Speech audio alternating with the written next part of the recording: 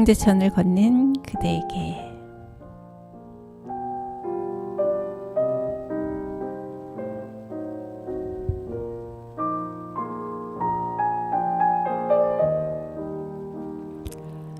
안녕하세요. 홍제천을 걷는 그대에게 류미정입니다. 지금 어디쯤 걷고 계신가요?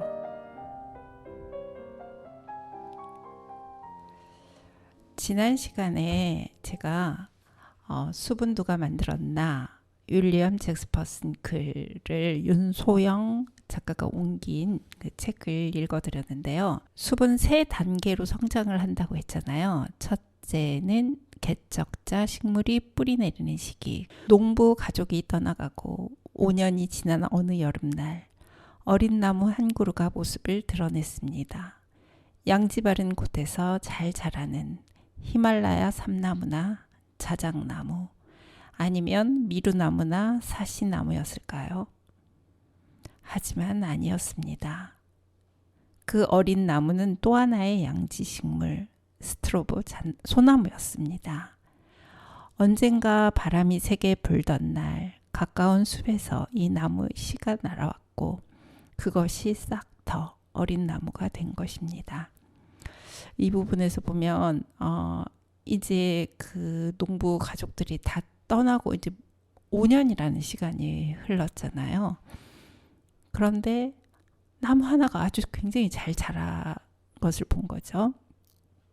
이게 무슨 나무지? 히말라야 삼나무인가? 아닌가? 자작나무인가? 아니면 미루나무? 사시나무인가? 그런데 그 어느 것도 아닌 또 하나의 양지식물 스트로보 소나무였습니다. 이 스트로보 소나무는 홍제천에 어디에 있는지 여러분 아세요? 유진상가 거기 지나서 홍제교 지나서 조금만 위로 올라가면 그 유연이라는 곳이 있잖아요. 유연 바로 나와서 우측에 보면은 쭉 스트로보 소나무가 보입니다. 스트로보 소나무? 저는 스트로보 잣나무라고 알고 있는데 이런 분도 계실 거예요. 그런데 스트로보 잣나무나 스트로보 소나무 같은 이름입니다. 이 소나무 속에 상록이죠. 늘 푸른 바늘잎 나무죠. 침엽수라고 합니다. 키는 한 15에서 30m까지 굉장히 쭉쭉 뻗어갑니다. 줄기도 굉장히 곧고 관상수로 굉장히 많이 심는데요. 미국에서는 키가 80m까지 오르는 것도 있다고 해요. 4월에 꽃이 피고요. 열매는 9월에 일반 소나무 그 솔방울보다 훨씬 길죠. 8에서 한 10cm의 약간 길쭉하게 그 원통 모양으로 열리죠. 그럼 계속 읽어보겠습니다. 그의 여름 모습을 드러낸 어린 나무는 단 한 그루만이 아니었습니다. 여기저기서 어린 소나무들이 자라고 있었습니다. 멀리서 본 초원은 이제 진초록빛 작은 점이 알알이 박힌 모습이었습니다. 다시 몇 해가 흘렀습니다. 이제 스트로보 소나무들은 초원에 굳건히 뿌리 내렸습니다. 나무를 연구하는 과학자들은 어떤 곳에 제일 먼저 자리 잡는 나무를 개척자 나무라고 합니다.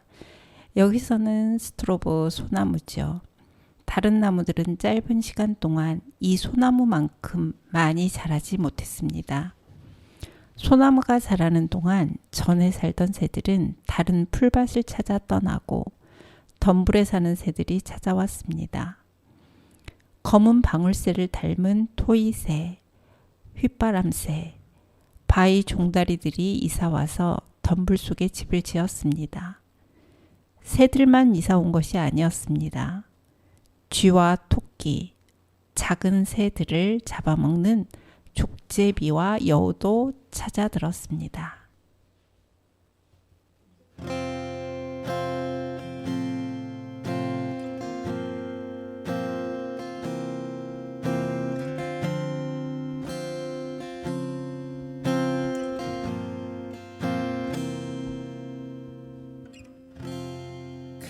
떠난 여기 노을진 사마루 덕엔 아직도 그대 향기가 남아서 이렇게 서 있어. 나를 두고 가면 얼마나 멀리 가려고. 그렇게 가고 싶어서 나를 졸랐나. 그대여 나의 어린애. 그대는 휘바람이 불며 떠나가 버렸네. 그대여 나의 장미여.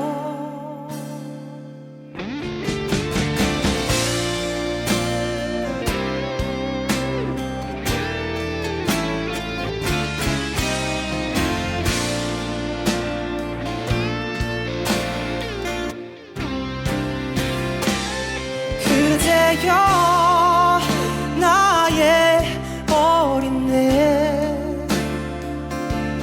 그대는 휘바람이 불며 떠나가 버렸네. 그대여 나의 장미여.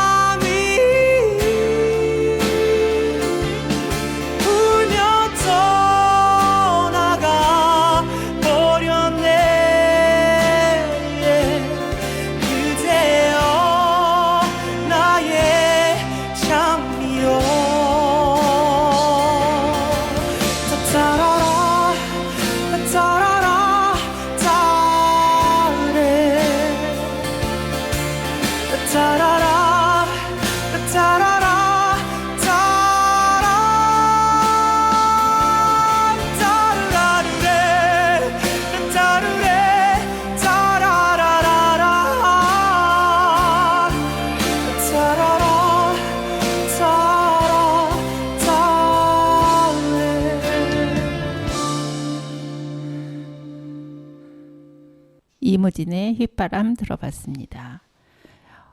오늘은 여기까지 읽고요. 다음 시간에 이제 그 어린 소나무가 20년이 된 이야기로 시작하겠습니다. 여러분은 홍제천을 걷고 있는 그대에게 류미정입니다를 듣고 계십니다. 지친 마음에 작은 쉼표 하나, 아름다운 힐링의 정원에서 재충전하세요. 힐링 충전소 서대문 FM이 함께합니다. 이번에는 홍제천 생활환경실천단 한 주간 활동 소식을 전하는 시간인데요. 같이 활동을 한 김미경 선생님 나와주셨습니다. 선생님 안녕하세요. 네, 안녕하세요. 김미경입니다. 네, 이번에는 우리가 처음 해본 활동을 했죠. 네. 네, 물리 모니터링이라고 해서 했는데 이거에 어떤 조사표 평가 항목이 있었습니다.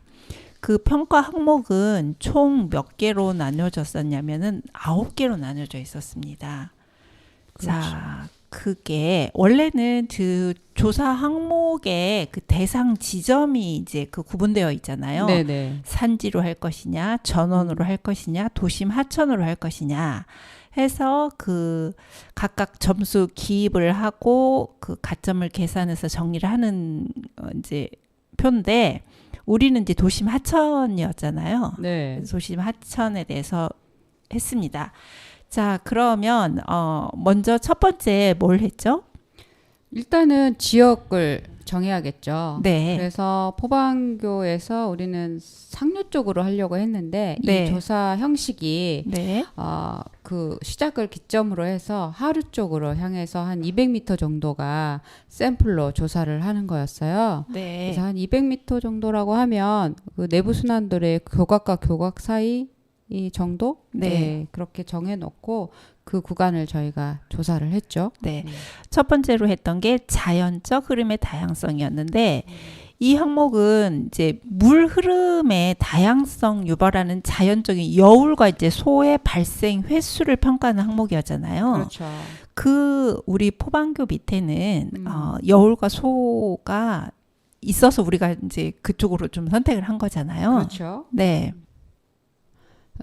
포방교 근처는 물의 흐름이 약간 빠르면서 여울과 소가 좀 발달돼 있어요. 네. 거기 하나만 있나요? 여울과 아니요, 소가? 몇 개 아니죠. 있어요. 네, 그래서 네. 예, 그런 것 때문에 점수가 되게 1점부터 5점까지 나눠져 있잖아요. 네. 그래서 그 숫자가 높을수록 자연하천에 가까운 것이고 네. 그다음에 숫자가 낮을수록 오염이 있다거나 이런 인공 구조물이 많은 게 되죠. 네. 근데 우리가 점수를 매길 때는 이제 사람들은 보통 그 어떤 환경을 볼 때 자기가 보는 이주에 그 좋은 점을 점수를 매기려고 하는 성향이 있대요. 네.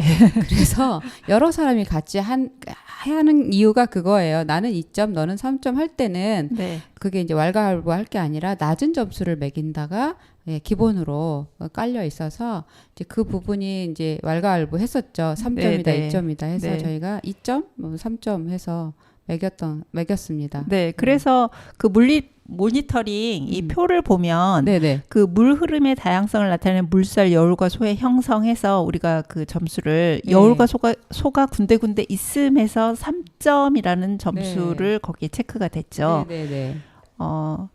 그리고 이제 두 번째로 그 자연적인 사주, 섬의 개수, 그 생태 서식의 효율적인 자연적인 사주가 이제 모래가 쌓인 그 섬이라고 해야 되나요? 네.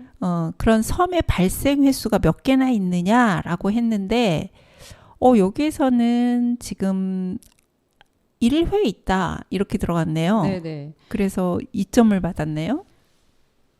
홍제천은 작년에 준설 공사를 해서 네, 생각보다 사주 그 섬이 네, 이렇게 자연적으로 형성된 게 별로 없는데 네. 그 전에는 군데군데 이런 사주들이 있었어요. 섬이. 그렇죠, 그렇죠. 예, 그러면 그게 생기면 물이 적당히 계속 흐르다가 토사가 생기는 게 그 사주잖아요. 네, 그래서 그 개수가 그래도 한두 개가 있었어요. 네. 그런데 여기서는 평가 기준에서 1회라고 이제 점수를 해서 2점을 받았고요.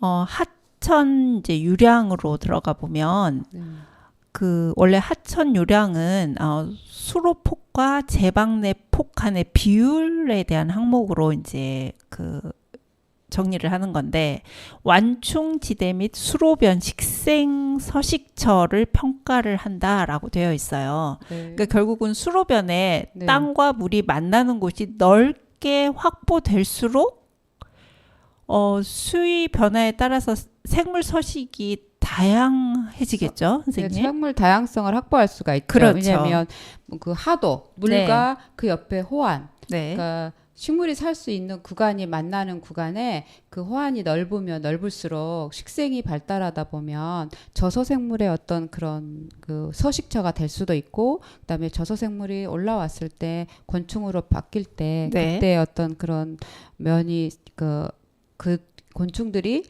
살아갈 수 있는 환경이 되는데 그 부분이 조금 미약하면 곤충들의 서식도 문제가 생기죠. 네. 그래서 그 부분도 우리가 조사를 했습니다. 네, 그래서 200m의 평가 거리 내에서 이 수로폭과 제방폭을 원래는 실측을 해서 평가를 하는 거죠. 네네. 네.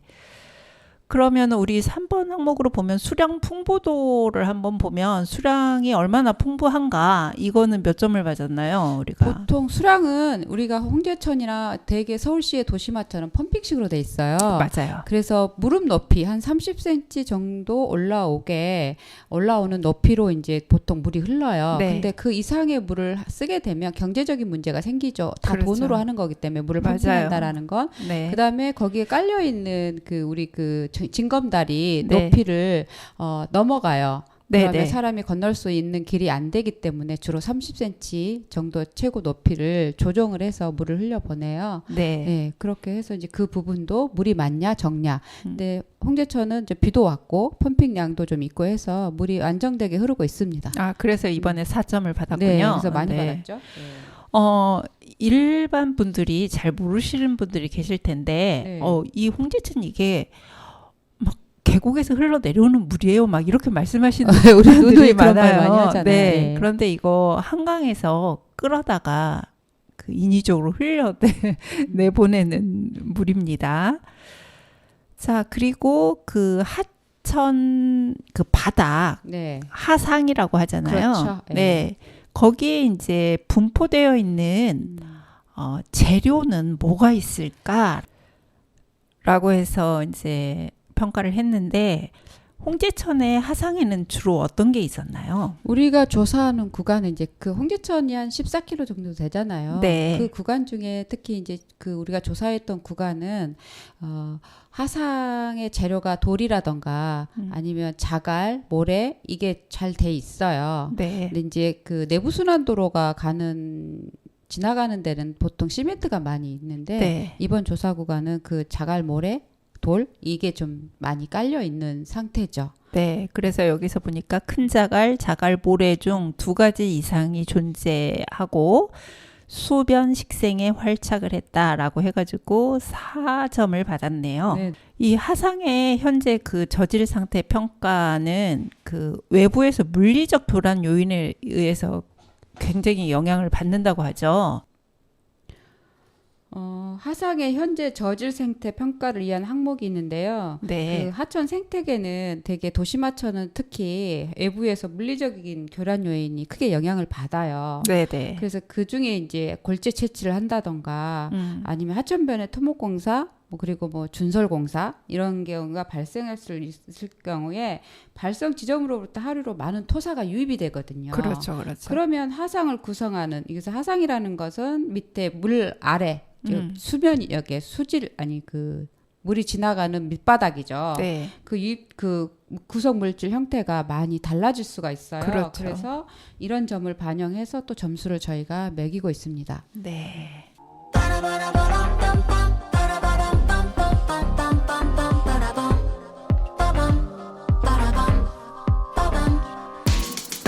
말했잖아 언젠가 이런 날이 온다면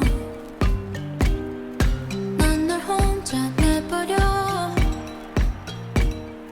두지 않을 거라고 죄다 낭떠러져 예상했던 것보다 더 아플지도 모르지만 내 손을 잡으면 하늘을 나는 정도 그 이상도 느낄 수 있을 거야 눈 딱 감고 나가 믿어 내 눈 딱 감고 나가 눈 딱 감고 나가 믿어 내 눈 딱 감고 나가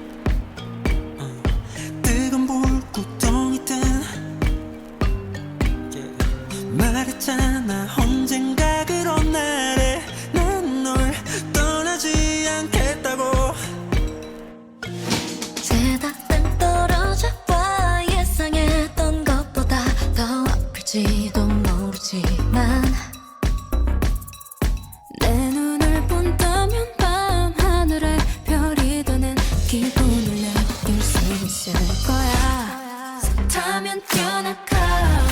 하나 둘 셋 손딱 잡고 나가. 타면 뛰어나가. 하나 둘 셋 손딱 잡고 나가.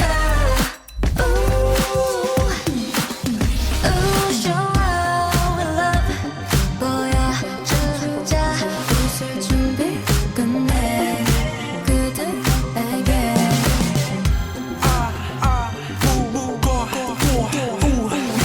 늘만 깜들이지 못해.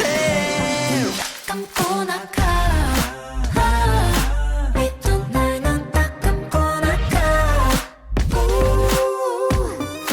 타면 뛰어나가. 하나 둘 셋 손딱 잡고 나가.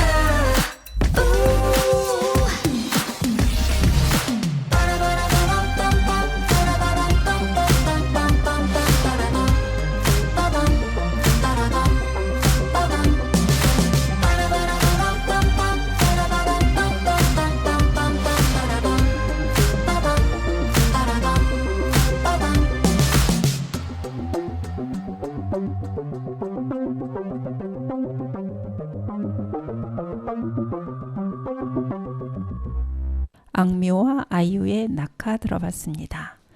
자, 이번에는 횡단 구조물에 대한 평가를 했었는데요. 네. 횡단 구조물의 평가라는 게 뭐죠?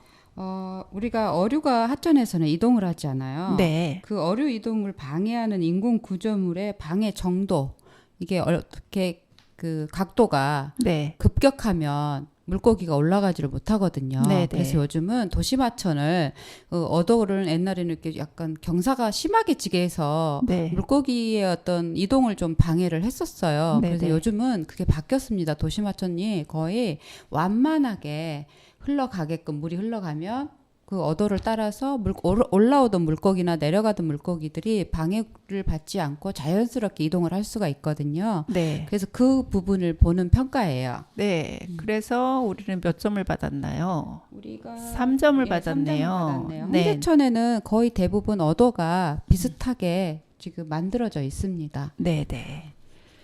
자, 그리고 다음 항목으로는 하도 정비 그리고 하도 특성의 자연성 정도죠. 하도의 네. 자연성이라는 거는 이게 자연적으로 되어 있을 때 생태적인 건강성이 아무래도 양호하겠죠. 네. 인위적으로 정비되어 있는 것보다. 네.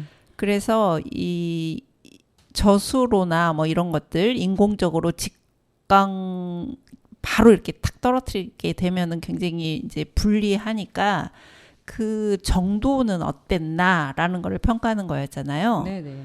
그래서 우리는 어땠나요?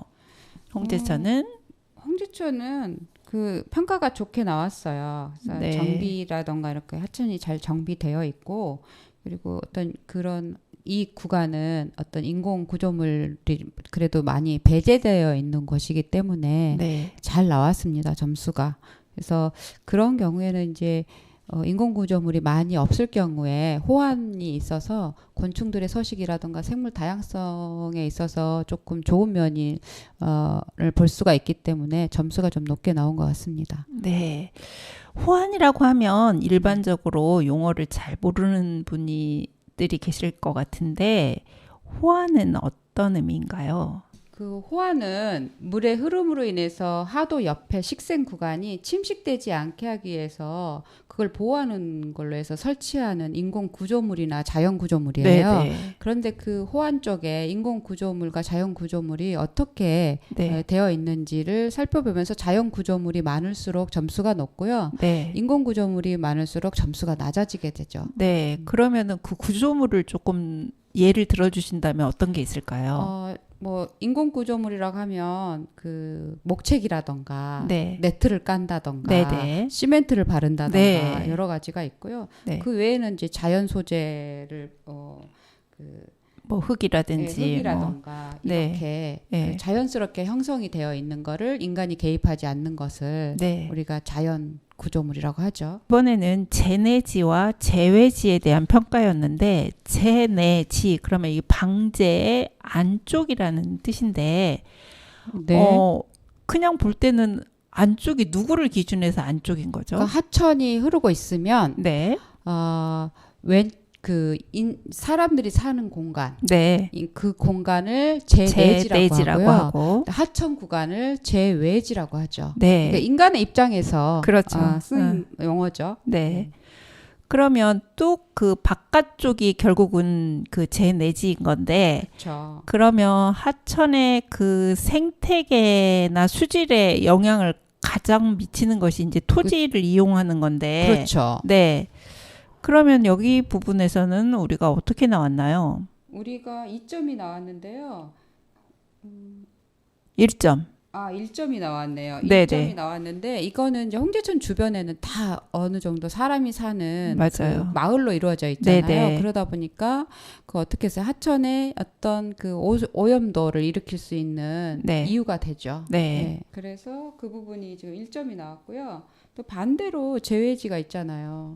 제외지가 있으면 네. 그럼 하천의 안에 그 고수부지, 그러니까 둔치라고 하죠. 네네. 그쪽에 인간의 활동에 의해서 얼마만큼 훼손이 되었는지 그 제외지에 대해서 평가를 해요. 네. 근데 이제 거기는 이제 운동 시설이 사람들이 살고 산책로가 조성되어 있다 보니까 네. 포장이 너무 잘 돼 있고요. 맞아요. 그리고 또 운동 시설이 설치가 많이 되어 있어서 어떻게 보면 그 부분이 좀 그 하천의 그 자연적인 현상에 조금 미흡하다고 할까요? 네, 우리는 운동시설을 막 해달라고 요구를 하는데 실은 이 시설을 철거하는 것이 바람직한 거죠. 그렇죠. 요즘에 그 하천의 어떤 그 사람들의 인식이 변해서 전에는 그 막 초록색으로 된 거, 빨강색으로 된 그 뭐라 그러죠? 타이어 그 가루로 만들어 있는 네네. 그 우레탄을 많이 우레탄, 깔잖아요. 근데 그런 부분이 지금 점점 제거를 하고 있는데 우리 홍제천은 이상하게도 민원이 많이 발생이 된대요. 그 부분에 있어서. 네.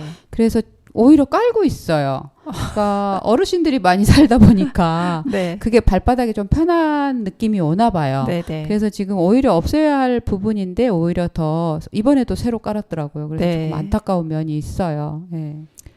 이제 조금씩 우리가 홍보나 교육을 통해서 이런 것들이 어떻게 하천에 좋지 않은 영향을 미치는지 더 노력을 해야 될 것 같네요. 저희가 그 등급을 9가지 등급 그 조사를 해서 등급을 나눴잖아요. 네. 그래서 평균 3등급이 나왔어요. 이 3등급이면 어떻게 잘 나온 그러니까 건가요? 5등급으로 나뉘는데요. 네. 그 1등급은 그 아주 좋은 상태. 그러니까 네. 거의 자연성에 가까운 하천. 네. 그다음에 2등급은 좋은 상태, 건강성을 유지하지만 부분적으로는 약간 제한 요인이 있는 것이 2등급이고요. 네. 이제 우리가 홍제천은 3등급이 나왔는데 전체적으로 건강성을 보이고 있으나 제한 요인이 많다. 이제 주변에 마을들이 많기 때문에 네. 그런 것 같고 4등급은 나쁜 수준이에요. 그래서 심하게 훼손되었거나 아니면 건강성이 상당히 희박한 하천을 말하고요. 이제 5등급은 아주 점수가 나쁜 쪽으로 해서 나쁜 단계예요. 그래서 인위적인 지나친 훼손으로 인해서 건강성이 거의 보이지 않는 하천. 네. 너무나 인위적인 그렇죠. 네, 그런 하천을 말하는 거죠. 그래도 홍제천이 3점을 받았다는 거는 네. 더 좋은 하천으로 거듭나야겠죠. 네. 시민의 인식 개선이 필요합니다. 예.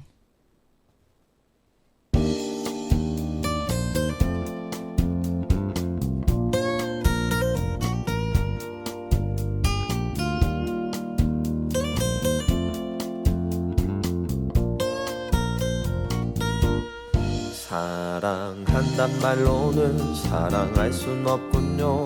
그대 상처 주네요. 나의 뻔한 그 말이 너무 쉽게 뱉은 말. 너무 쉬운 사랑은 다 거짓말이죠. 그래 다 거짓말이죠. 무엇을 원하는지 얼마나 힘든 건지 신경 쓰지 않죠. 또 쉽게 넘어갔나요? 많이 힘들었나요? 그대가 오늘은 헤어지자 말해요. 정말로 사랑한담 기다려주세요. 사랑한단 그 말들도 당신의 행동 하나 진심만을 원하죠. 정말로 사랑한담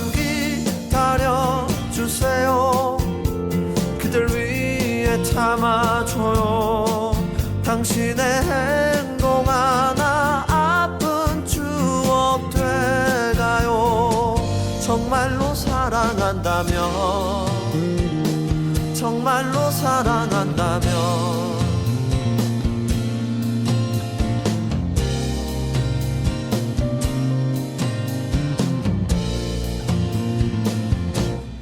사랑한단 말로는 사랑할 순 없군요. 그대 기억하나요? 나의 뻔한 그 말이 그댈 웃게 했던 밤. 너무 깊은 그 밤은 다 지나가네요. 모두 다 지나갔군요.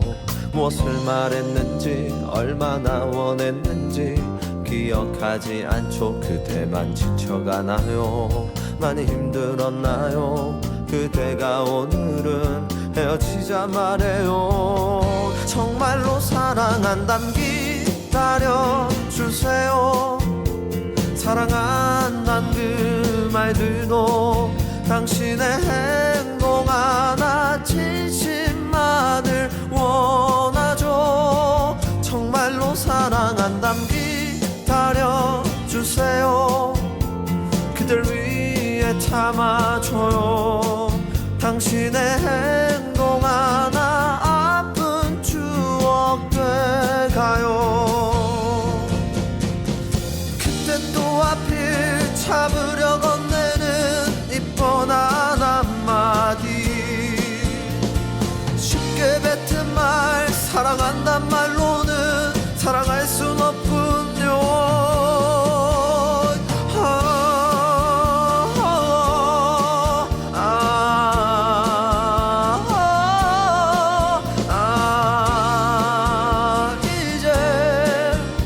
사랑할 순 없군요.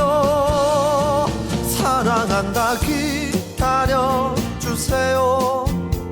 사랑한단 그 말들도 당신의 행동 하나 진심만을 원하죠. 정말로 사랑한단 기다려주세요. 그댈 위해 참아줘요.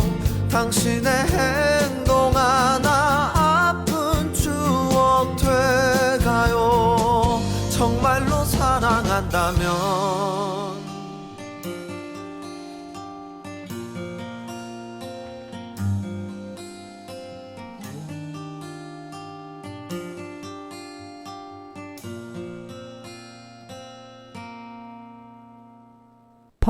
버스커의 정말로 사랑한다면 들으셨습니다.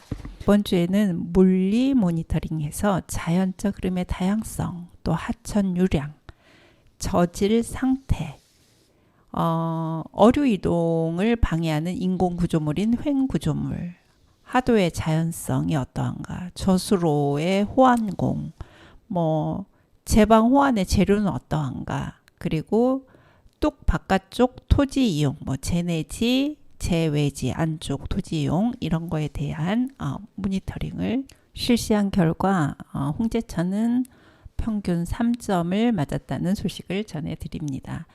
여러분은 지금 홍제천을 걷는 그대에게 류미정입니다를 듣고 계십니다. 지친 마음에 작은 쉼표 하나, 아름다운 힐링의 정원에서 재충전하세요. 힐링 충전소 서대문 FM이 함께합니다. 이번에는 홍제천의 식물 이야기 들려주실 김미경 선생님, 오늘은 어떤 식물을 가지고 오셨나요? 네, 우리 그 시중에 자세히 보아야 이쁘다 이런 시가 있죠. 네. 이 꽃을 보면 앙증맞다 라는 그 단어가 생각이 나요. 네. 그리고 꼭 겸손해져야만이 볼 수 있는 꽃입니다. 그래서 여러분들이 듣기에도 굉장히 생소한 꽃인데요. 네. 쥐꼬리 망초에 대해서 알아보겠습니다. 쥐꼬리 망초요. 네. 네. 몇 년 전이던가요? 그 선생님이 네. 깜짝 놀래가지고 선생님 이거 무슨 꽃이에요? 그러고서 네. 저한테 물어보셨던 적이 있어요. 네. 들여다보면 그 너무 예뻐서 놀라는 꽃이에요. 음. 그리고 두 번째는 너무 작아서 두 번 놀라는 꽃이죠. 네네. 네. 그래서 그 우리 식물 이름에는 쥐가 들어가거나 이런 네. 동물 이름이 들어가는 꽃들이 좀 있는데요. 네. 갑자기 생각나는 게 쥐가 들어가는 게 뭐가 있나 했더니 쥐꼬리 망초, 그다음에 쥐 오줌풀이라고 있어요. 그리고 홍제천에 살고 있는 지소니풀도 있고요. 네, 네. 네, 지방울덩굴? 지방의 네, 동굴. 그렇게 생각이 납니다. 네, 그래서 되게 그런 것들은 좀 작다라는 뜻이기도 하고요. 네.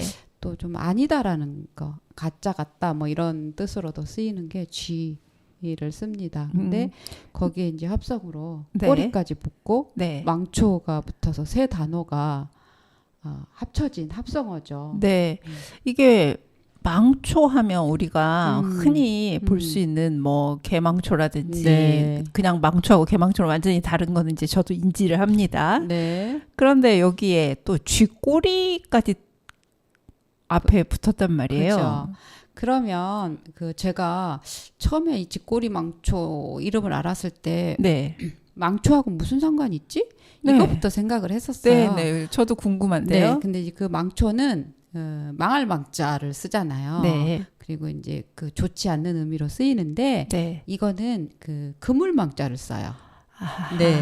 네. 그래서 그 쥐꼬리 망초의 망이 왜 그물망일까? 네. 뿌리가 음. 그물식으로 되어 있대요. 캐 보면. 음. 그래서 뿌리 모양 때문에 네. 망초라고 이름이 지어졌고 네. 그러면 쥐꼬리는 또 어디서 왔나?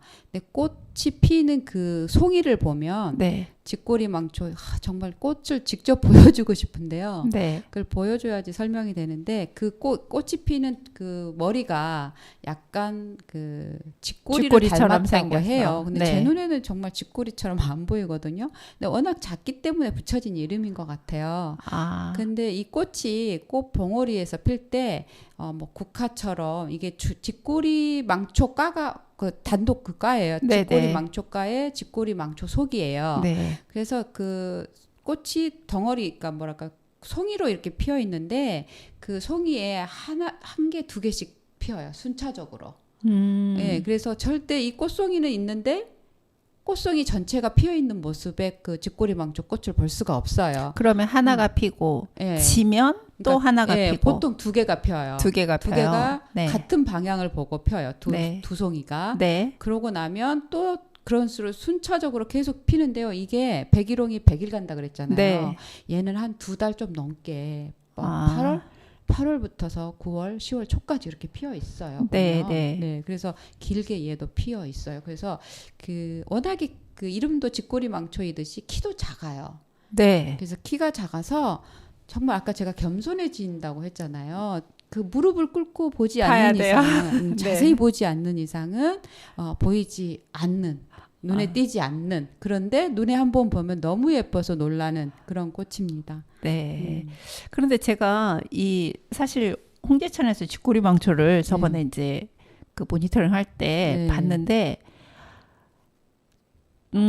저는 좀 쥐꼬리처럼 보이던데요. 네, 그 선생님? 보는 사람마다 다른데 네. 그게 선생님은 좀 뭐랄까 긴- 약간 까실까실하게 네. 이렇게 되어 있는 게 네.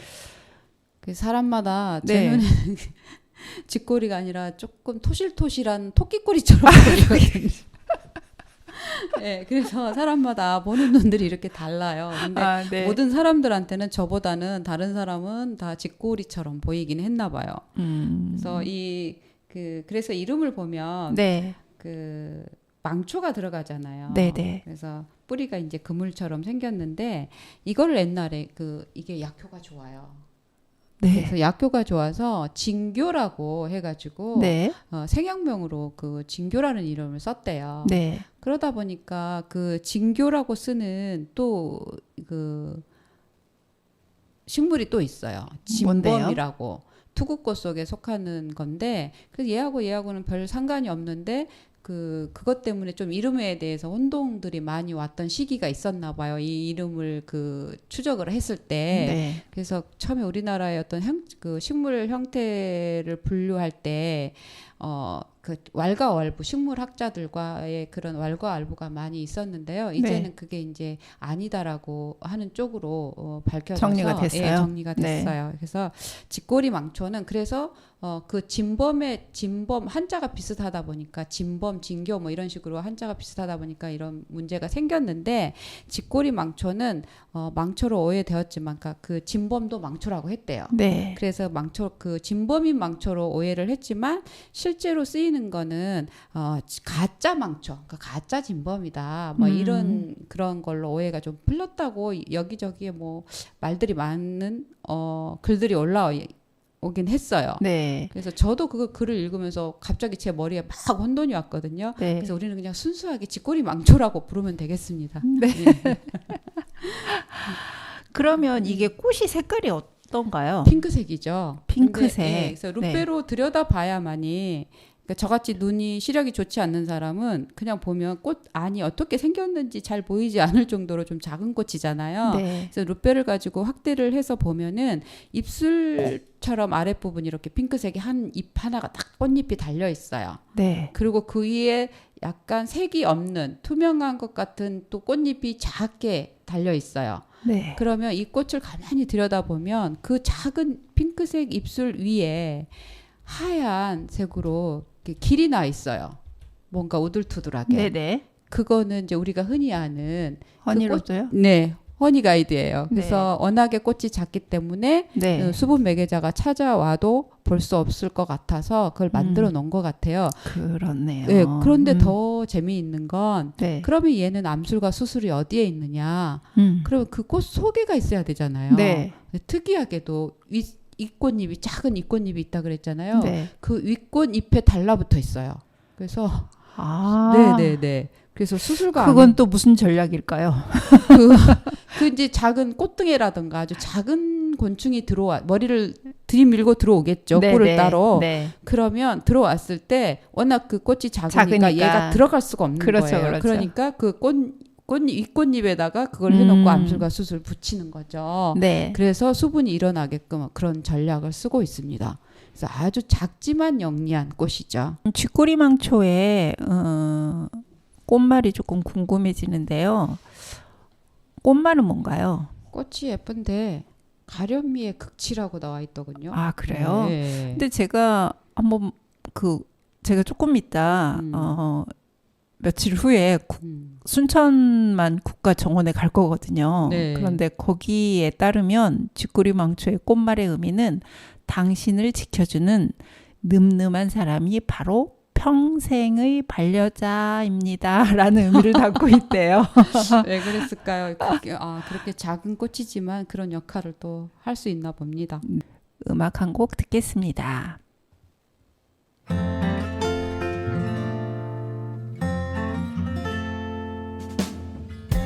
푸르게 선명한 밤 돌아보면 어김없이 다정한 사람아 고마워 다시 한번 가득 널 품에 안고서 부를게 언제나 그리운 달빛 바다 네 이름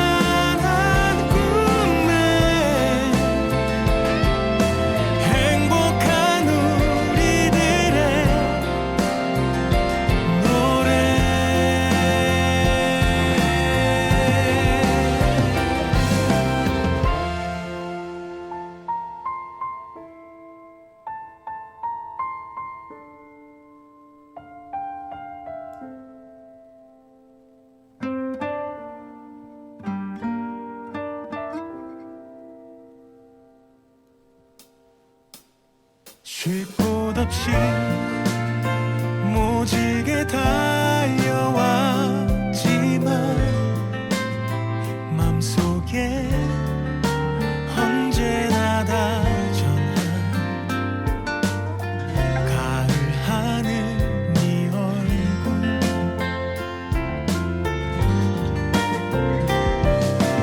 너와 걷고 싶다 끝없이 길고 긴 밤을 고요한 별을 보며 함께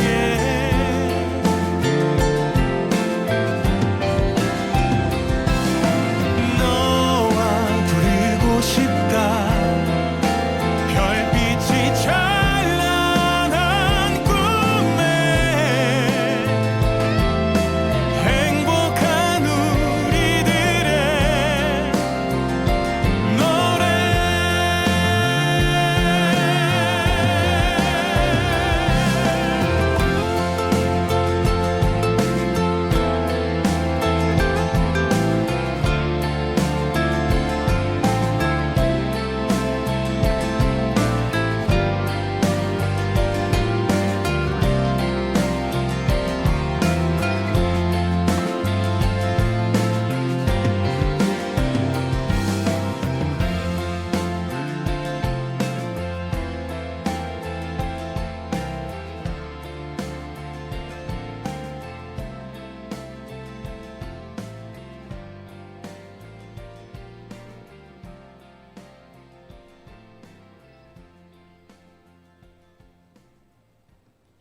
유채운의 동행 들어봤습니다. 우리나라에서는 쥐꼬리망초라고 부르는데 네. 뭐 중국이나 일본 다른 나라에서는 이걸 뭐라고 부르나요? 중국에서는 네. 참새 작자를 써서 네. 작상이라고 불렀어요. 그리고 아. 우리가 한자로 쓸 때 얘를 또 그 전체 모습을 보고 네. 작상이라고 하기도 합니다. 아, 예, 그렇군요. 그래서 왜 참새 작자를 썼을까? 네. 근데 참새가 그 자라는 뜻이라요, 그게. 네. 거친 곳에서 털을 잡고 자라는 참새도 마찬가지잖아요. 네네. 좋은 서식처에서는 사는 게 아니잖아요. 네. 그래서 얘도 그렇게 참새처럼 좋지 않는 그런 환경이 좋지 않는 예, 또 역경을 이겨내고 작지만 네, 그래서 참새도 작잖아요. 예, 얘가 건조하거나 이런 데서는 잘 못 자라요. 약간 습한 지역, 곳에. 예, 약간 네. 습기가 있는 지역에서 잘 자라고요. 그래서 또 영어로 이름으로는 워터 윌로우라고 해요. 네. 그러니까 윌로우가 그 우리가 버드나무에 쓰는 말이죠. 네네. 그래서 얘도 물가에 군집해서 이거 얘들이 워낙 작기 때문에 네. 단독 생활을 못 해요. 네네. 그래서 모여 살아서 그러기도 하고 그다음에 또 홀수이드라고도 하더라고요. 네. 이제 말이 지나다니는 길에 네. 핀다 뭐 이런 뜻인가 봐요. 그래서 그런 뜻을 갖고 있고 또 일본도 재미있어요. 일본은 네. 제가 일어를 잘 못하는데 여우를 닮았다고 여우 네. 꼬리를 닮았다고 이름이 쥐꼬리가 아니라 거기는 네, 여우로 여우꼬리군요. 맞나 봐요. 그래서 네. 여우를 일본 말로는 키츠네라고 하나 봐요. 네. 그리고 여우 손자다 해가지고 키츠네 노 마고라고 해요. 그 노는 이제 멋머스 네네. 해서 그런 이름을 갖고 있더라고요. 그리고 이제 또 가까운 우리 북한에서는 네. 무릎 길이 정도의 커봐야 거기까지 온다 해서 무릎꼬리 풀이라고도 해요. 무릎꼬리 풀. 네네. 네. 그 옛날에 조선시대 때도 무릎꼬리 풀이라고 이명으로 불리웠다고 해요. 그래서, 네. 예. 그래서 그러니까 키가 작은 데서 오는 이름인 것 같습니다. 그리고 이제 또 우리가 얘가 워낙에 후미진 곳에 자라고 이제 겨울에 가을이나 겨울쯤에 보면 이 쥐꼬리망초가 피어 있는 곳에 보면 누가 자주 찾아오냐면 박새라던가 네. 참새가 때로 몰려와요. 네, 네. 박새는 뭐 한두 마리가 오겠죠. 근데 참새는 그 위에 나무에 있다가 이 쥐꼬리망초 씨앗을 먹기 위해서 날라와요. 근데 이 씨앗이 쥐꼬리망초가 지고 나면 그 속 안에 삭과예요. 그래서 참깨만한 씨들이 한 4개 정도 들어있는데요. 네. 그게 참새 먹이로는 되게 좋은가 봐요. 겨울에 워낙 먹을 게 없잖아요. 그래서 네. 작상이라고 네. 들어간 게 네, 그럴 수도 참새와 있어요. 이 쥐꼬리망초가 불가분의 관계를 가지고 있군요. 네. 그래서 참새들에게는 없어서는 안 되는 겨울 식량. 네. 네, 그렇죠. 그래서 우리가 쥐꼬리망초가 또 참새에게는 좋은 그런 먹이원이 되지만 사람에게도 너무 좋은 약효가 있어요. 그래서 네. 루마티스나 그다음에 관절염에 네. 워낙에 좋은 역할을 한대요. 그래서 이게 찾아보니까 2019년도에 산림청 뉴스를 한번 봤어요. 네, 네. 그랬더니 그 국립산림품종관리센터에서 네. 그 18품종을 가지고 새로운 품종으로 이렇게 개발을 해야 된다라는 뉴스가 나왔는데 그중에 쥐꼬리망초하고 오미자가 그 약용식물로서의 연구를 해야 된다. 아, 쥐꼬리망초를 네. 이제 쥐꼬리망초로 보면 안 되겠는데요. 아, 그쵸. 네, 그래서 정말 꽃도 예쁘고 뭐 너무나 작은 존재지만 네. 그가 가지고 있는 그 존재는 굉장히 큽니다. 네. 그래서 우리가 홍제천을 다니다 보면 쥐꼬리망초를 찾으려면 일단은 도감을 한번 보시거나 네. 인터넷 검색을 하시면 네. 꽃 사진이 많이 올라와 있을 거예요. 네. 그리고서 아래로 눈을 계속 아래로 내려다 봐야 됩니다. 그러면 어딘가 풀숲에 작은 꽃들이 모여 있는 곳이 있어요. 네, 털별꽃 아제비라던가 네. 뭐 개망초라든가 막 이런 작은 풀꽃들이 모여 있는 거에 그 얘가 사이에 있어요. 네, 그래서 네. 어우러져 같이 피어 네, 있거든요. 네. 그래서 한번 찾아보시는 보물찾기 한번 해보셨으면 좋겠어요. 네, 보물찾기를 해보라는 김미경 선생님의 숙제입니다. 여러분, 그 홍제천 다니실 때 겸손한 자세로 고개를 숙이고 이 사랑스럽고 너무나 귀여운 쥐꼬리망초를 찾아보시기 바랍니다. 오늘도 쥐꼬리망초에 대한 재미있는 이야기를 해주신 김미경 선생님 감사합니다. 여러분은 지금까지 홍제천을 걷는 그대에게 류미정입니다를 들으셨습니다. 마지막 곡으로는 여러분 동화로 유명했던 피노키오의 모험 아시죠? 이 애니메이션에서 나왔던 노래인데요. 사실 피노키오는 그 이탈리아 방언이라고 합니다. 그 뜻이 잣송이라고 하는데요. 여기서 나왔던 다니엘 비달의 뿌띠 뿌띠 뿌띠 했던 피노키오 그리고 제2의 피노키오를 이어서 듣겠습니다.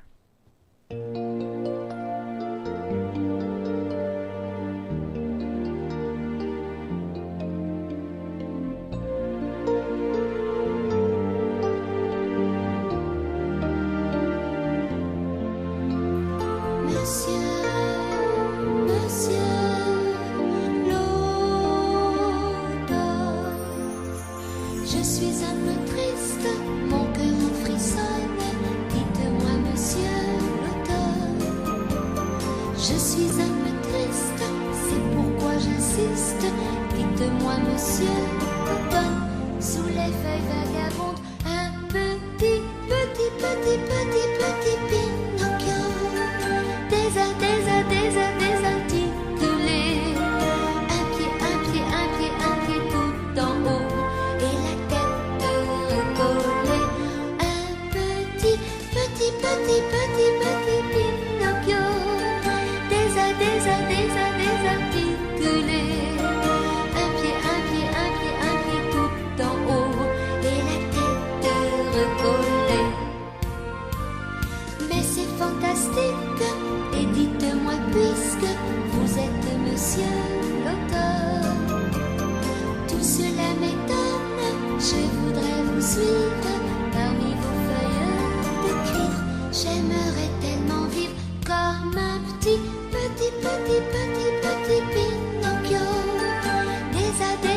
Désarticulé. Un pied tout en haut. Et la tête recollée. Un petit Pinocchio. Désarticulé.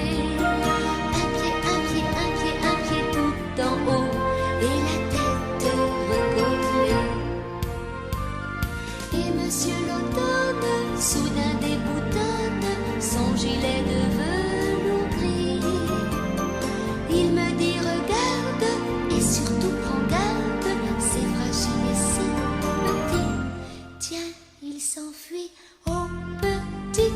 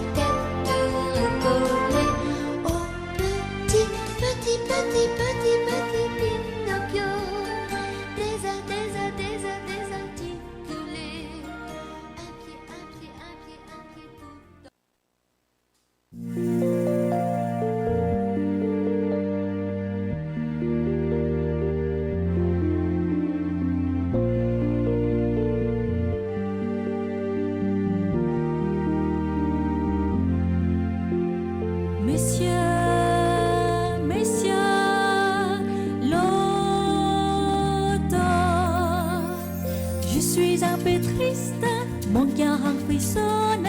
Dites-moi, monsieur l'automne. Je suis un peu triste, c'est pourquoi j'insiste. Dites-moi, monsieur l'automne. Sous les feuilles vagabondes, un petit Pinocchio